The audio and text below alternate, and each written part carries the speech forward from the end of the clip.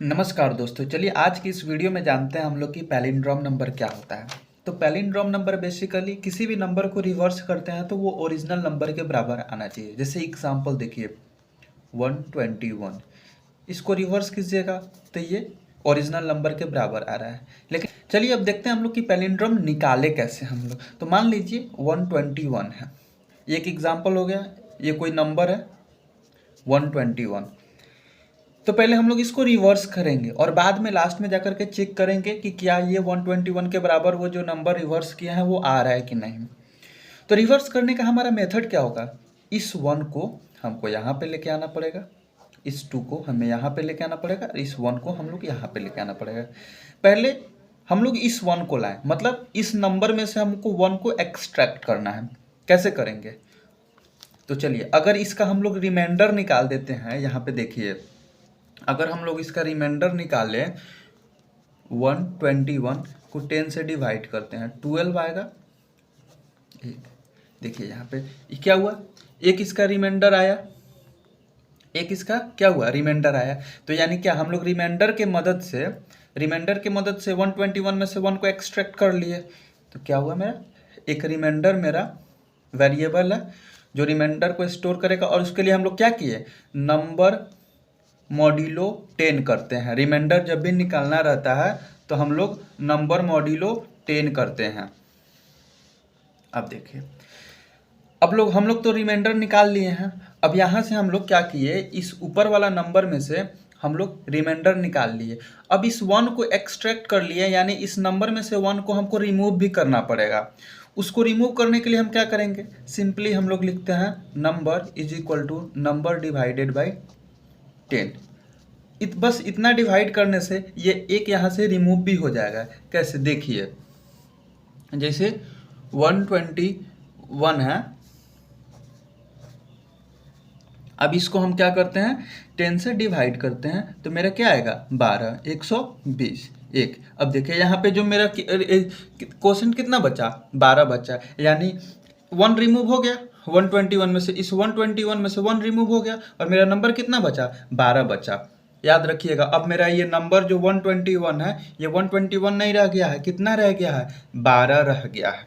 अच्छा, अब हम क्या करते हैं, एक आंसर वेरिएबल ले लेते हैं जो हमारे फाइनली आंसर को स्टोर करेगा। और उस आंसर में देखिए, इस 1 को हम लाने के लिए हम आंसर को कैसे लिखेंगे, आंसर सिंपली। अब देखिए ऐसा क्यों किए, इनिशियली मेरा आंसर क्या है, 0 है। अब देखिए यहाँ पे आंसर मेरा इनिशियली 0 है, तो answer is equal to 0 into 10 plus मेरा रिमाइंडर कितना आया है, 1 आया है, 1। तो अब देखिए आंसर का वैल्यू कितना हो गया, 1 आ गया। मतलब क्या हम लोग अभी तक 121 में से 1 को फाइनली यहाँ पे लेकर के चले आए हैं, इतना स्टेप में, 3 स्टेप में। ठीक है, अभी अगर सेम हमको 2 को लेकर के आना होगा तो यही प्रोसीजर फॉलो करना होगा, और इस 1 को यहाँ पे लेकर के आना होगा तो यही प्रोसीजर फॉलो करना होगा। और ये प्रोसीजर हम तब तक फॉलो करते हैं कि जब तक हमारा नंबर का वैल्यू 0 ना हो जाए। पहले हम क्या किए, इस 1 को एक्सट्रैक्ट किए, किससे कैसे किए, रिमाइंडर की मदद से। फिर इस 1 को हम रिमूव कर दिए, अब हमारा नंबर का वैल्यू कितना हो गया, 12 हो गया। वैसा ही हम सेम प्रोसीजर करेंगे, इस 2 को एक्सट्रैक्ट करके यहाँ पे लेकर के आएंगे और 2 को रिमूव कर देंगे, और 2 को रिमूव करने के लिए वही नंबर डिवाइडेड बाई 10 कर देंगे, और फाइनली इस 1 को एक्सट्रैक्ट करेंगे रिमाइंडर की मदद से, और इस 1 को क्या करेंगे, फिर रिमूव कर देंगे इस नंबर से और आंसर में स्टोर करा देंगे। तो ये हमको तब तक करते रहना है जब तक नंबर 0 ना हो जाए। तो उसके लिए बस हम यहाँ पे एक लूप चलाएंगे और हमारा कंडीशन होगा number should be greater than 0, और ये लूप चलेगा।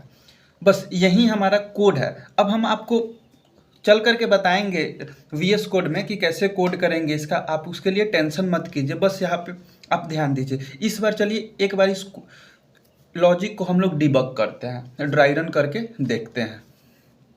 तो यहाँ पे आइए, पहले हमारा नंबर का वैल्यू कितना था, 121। तो हम लोग फर्स्ट स्टेप में यहाँ पे किए हैं 121 था, तो क्या पहले हम लोग रिमाइंडर निकालें। रिमाइंडर निकालने के लिए क्या किए, हम लोग बस मॉड्यूलो किया, 10 12 दहा के 120, और हमारा रिमाइंडर कितना बच गया, 1 बच गया। रिमाइंडर यहाँ पे 1 आ चुका है मेरा यहाँ पे। अब देखिए, अब हमको क्या करना है, इस वन को हटाना है, इस वन को रिमूव करना है, तो बस हमको बस अब डिवाइड करना पड़ेगा। तो 10 से 121 किए, डिवाइड किए तो 12 से, तो यहाँ पे क्या बचा, ये रिमाइंडर 1 आ चुका, और कोसेंट मेरा कितना हो चुका है, 12 हो चुका है। यानी अब मेरा नंबर का वैल्यू कितना हो चुका है, 12 हो चुका है। और फाइनली हम उसको आंसर में जाकर के स्टोर करा रहे हैं। तो अब आंसर में स्टोर कराने के लिए क्या हमारा, देखिए, answer is equal to answer into 10 plus reminder है। तो हम यहाँ पे आपको कर करके बताए थे, answer is equal to, initially मेरा आंसर का वैल्यू कितना था, 0 था, 0 इंटू 10 प्लस रिमाइंडर 1 था, तो आंसर 1 आ गया। मतलब अभी तक हम लोग क्या किए हैं, इस 1 को यहाँ तक लेकर के आ पाए हैं। अब में हमारा नंबर का वैल्यू कितना हो चुका है, नंबर का वैल्यू हमारा 12 हो चुका है। अब नंबर का वैल्यू हमारा 12 हो चुका है, तो अब इसका रिमाइंडर निकालेंगे। जब आप इसका रिमाइंडर निकालिएगा, सेम प्रोसीजर से 10 से डिवाइड कीजिएगा, तो रिमाइंडर इसका 2 आएगा। इस 2 को फिर आपको रिमूव करना है, तो आप सेम प्रोसीजर कीजिएगा, 10 से डिवाइड कीजिएगा, तो कोसेंट आपकी बार आपका 1 आएगा, 1 आएगा, यानी रिमाइंडर आपका 2 आएगा, ठीक है। और नंबर का वैल्यू 1 हो चुका होगा। आंसर इज इक्वल टू कितना होगा, आंसर 0 नहीं, अब की बार आंसर हमारा ऑलरेडी 1 आ चुका था, तो 1 इंटू 10 प्लस रिमाइंडर कितना आया, 2, यानी कितना हुआ, 12। अब ध्यान से देखिए आप, अब देखिए, अभी तक हम लोग इस 1 को यहाँ पे लेकर के चले हैं, इस 2 को यहाँ पे लेकर के आए, 12 तक हम पहुँच गए यहाँ पे। ध्यान से देखिए, अब हमको फाइनली क्या करना है, इस 1 को यहाँ पे लेकर के आना है, तो फिर वही काम कीजिए, करना पड़ेगा। अब हमारा नंबर का वैल्यू कितना हो चुका है, 1 हो चुका है, नंबर का वैल्यू मेरा 1 है। फिर इसको 10 से डिवाइड कीजिएगा, तो अब की बार जो मेरा रिमाइंडर आएगा वो 1 आएगा। कैसे 1 आएगा, 10 डिवाइडेड बाई 1, यहाँ पे बचेगा 0, यहाँ पे होगा 0, रिमाइंडर मेरा कितना आया, 1 आया। नंबर का वैल्यू अब मेरा कितना हो चुका है, 0 हो चुका है, तो ये रिमाइंडर मेरा कितना आया है, रिमाइंडर मेरा 1 है, ठीक है। अब चलिए हम यहाँ पे आते हैं, आपको दिखाते हैं यहाँ पे। अब हमारा आंसर कितना था, 12 था, नंबर का वैल्यू कितना हो चुका है, 0 हो चुका है, और रिमाइंडर हमारा कितना है, अब की बार 1 है। चलिए अब इसका आंसर निकालते हैं। Answer is equal to 12 into 10 plus 1, 121 आ गया। देखिए 121 आ गया। अब हमारा नंबर का वैल्यू 0 हो चुका है। क्या कंडीशन चेक कीजिए कि नंबर हमें क्या चाहिए था, ग्रेटर देन 0 चाहिए था, नंबर इज इक्वल टू 0। अब ये लूप क्या हो जाएगा, ब्रेक हो जाएगा, मतलब ये लूप तोड़ करके बाहर आ जाएगा। और जो मेरा ये 121 आया वैल्यू, क्या ये जो मेरा ओरिजिनल नंबर था इसके बराबर है, बिल्कुल है। तो ये 121 पैलिंड्रोम है। अब चलिए हम वीएस कोड में चलते हैं और आपको कोड करके भी बताते हैं। तो चलिए हम अपना फाइनली आ चुके हैं वीएस कोड में, और जैसे मैं आपको बोला था क्या कि मैं एक नंबर वेरिएबल ले लिया, एक रिमाइंडर वेरिएबल ले लिया, और एक आंसर में पहले 0 दे दिया। फिर मैं यूजर से पूछ लिया नंबर, और वो सपोज नंबर 121 दिया। तो मैं इनिशियली ये किया कि उस नंबर को पहले एक्स में स्टोर करा दिया। अब मैं एक्स में क्यों स्टोर कराया उसको मैं आपको आगे बताऊंगा। और मैं यहाँ पे क्या किया, पहले अपना कंडीशन लगा दिया, अगर नंबर ग्रेटर देन 0 है तो उसका रिमाइंडर निकालूंगा। रिमाइंडर सपोज 121 है, तो 121 मॉड्यूलो 10, मतलब 121 से 10 में डिवाइड करेंगे तो रिमाइंडर मेरा 1 आ जाएगा। अब answer is equal to, answer initially मेरा 0 है, तो 0 इंटू 10 प्लस 1, यानी कितना हो गया, आंसर 1 हो चुका है। और number is equal to number divided by 10 कर देंगे, तो सिंपली मेरा जो 121 में से 1 क्या होगा, रिमूव हो चुका होगा, और मेरा नंबर अब 12 बच जाएगा। फिर हम यहाँ पे आए, देखिए क्या 12 ग्रेटर देन 0 है, बिल्कुल है। तो रिमाइंडर इज इक्वल टू क्या होगा, 2 हो जाएगा। आंसर इज इक्वल टू क्या हो जाएगा, ऑलरेडी मेरा आंसर 1 निकल चुका था, तो 1 इंटू 10 प्लस रिमाइंडर आपकी बार का 2, तो 12 हो चुका है। और 12 में से हम क्या करेंगे, यहाँ पे 12 डिवाइडेड बाई 10 करेंगे तो 2 रिमूव हो चुका होगा, अब मेरा नंबर बचेगा 1। क्या 1 ग्रेटर देन 0 है, बिल्कुल है।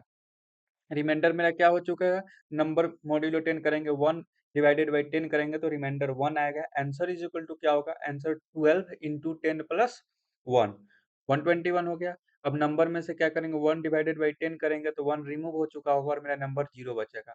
क्या 0 ग्रेटर देन 0 है, नहीं है। अब मेरा फाइनली नंबर कितना हो चुका है, 0 हो चुका है।